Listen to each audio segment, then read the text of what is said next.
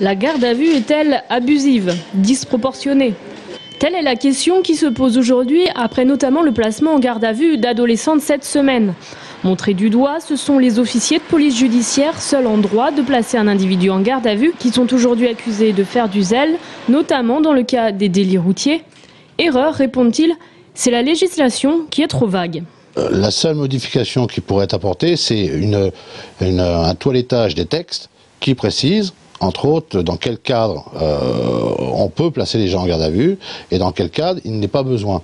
Aujourd'hui, le cadre est tellement très très vaste qu'on a toute liberté pour placer quelqu'un en garde à vue.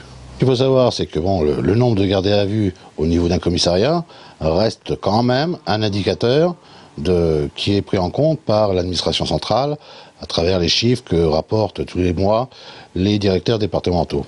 Donc on est très surpris, on peut se poser des questions quant au retour du débat sur la garde à vue. On souhaite que ce débat n'ait pas lieu dans le cadre des élections régionales, où là ce serait malvenu. Alors que la ministre de l'Intérieur, Michèle Alliot-Marie, propose, elle, de n'autoriser la mise en garde à vue que pour les peines passibles d'emprisonnement, certains policiers rétorquent que même les délits relativement mineurs seraient, en cas de circonstances aggravantes, passibles d'emprisonnement. À ces questions viennent se greffer les revendications des avocats. Profitant du débat, ils soulèvent le problème de leur intervention tardive lors de garde à vue.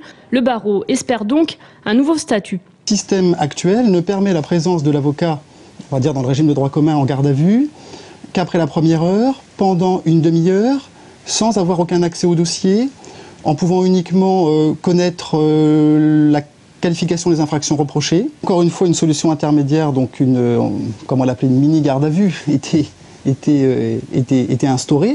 De toute façon, rien n'empêcherait, dans ce nouveau régime-là, de garantir des droits. Qu'est-ce qui empêcherait de permettre à la personne, dans ce nouveau régime, de faire avertir quelqu'un de sa famille ou son employeur ou à tout le moins son avocat? Pour l'instant, le débat semble plus exaspérer les policiers qu'autre chose. Les officiers de police judiciaire menacent de se faire enlever leur statut si la polémique continue.